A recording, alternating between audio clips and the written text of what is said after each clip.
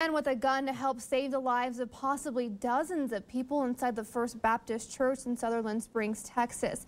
Stephen Williford is in El Paso sharing his story about what happened November 5th, 2017. And he sat down with ABC7 anchor Stephanie Valle. The shooter started shooting and my daughter recognized the gunfire and came into my bedroom where I was checking my email and stuff. And she said, "Dad, doesn't that sound like gunfire?" And I told her, at first, you know, the mind tries to make something that's normal out of something very abnormal. I said, "Well, it sounds like someone tapping at my window." She said, "Come into the kitchen, it's louder." And I walked into the kitchen and I could hear it, and it was very much gunfire. I ran to my safe and pulled out an AR-15 and ran to the next room and grabbed a handful of ammunition.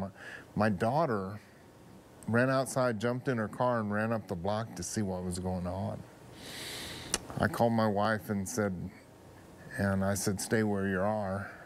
And she said, "What's going on?" I said, "There's an active shooter at the Baptist church." And she said, "Don't go over there," and I hung up on her. My other daughter ran into the house and said, "Dad, there's a guy in black tactical gear shooting the church up." I said, "Did you call 911? She said, "I did. They're aware of it." So what that told me is the police were coming to an active shooter, and I'm running across the church to stop him with a rifle.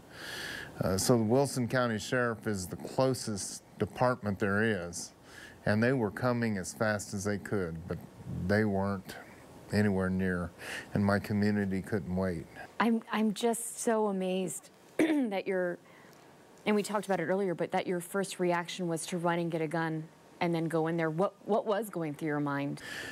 Well, I'm a shooting instructor and a competitive shooter also. For many years, I competed and I trained people to shoot for moments that you hope never happens. And if you're going to play the game, you got to be honest with yourself, and you got to make that decision well ahead of time. Make that decision. If it happens, this is what I'm going to do. It's a mindset. So when you heard that gunfire, you said, "This is what I'm going to do."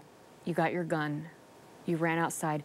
Tell me what you saw when you got outside of your house. As I ran across the street, I yelled out, and that doesn't make good sense. I'm a Christian, and I believe very much that the Holy Spirit was in charge at that moment. And as I yelled out, I believe that it was calling a demon out within him. He had shot Chris Workman in the back. Chris went down, paralyzed from the waist down. He shot Chris's mother through the breast. And he was walking over to finish him off. And when I yelled out, they heard me in the church. And he came out of the church immediately and started shooting at me.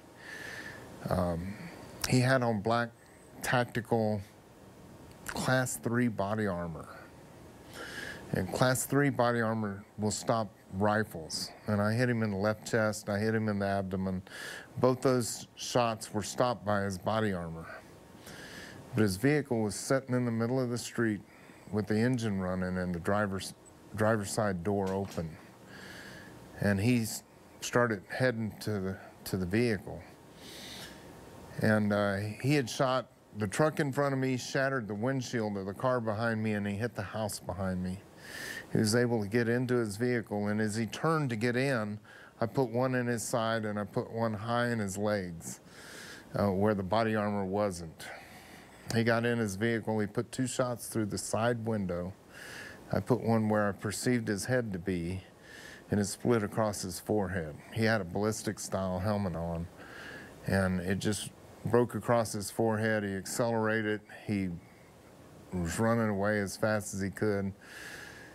I ran out into the middle of the street. He was about 150 yards away. I put one last shot through the back window. It shattered the back windshield, penetrated the driver's side seat, and hit him just right at the left shoulder blade. And he topped the hill and left. Stephen Williford knew he couldn't let the shooter get away. Later on Good Morning El Paso Weekend at 8 o'clock, Stephen Williford describes how he and another Good Samaritan chased him down and why he thinks God helped prepare him for this encounter.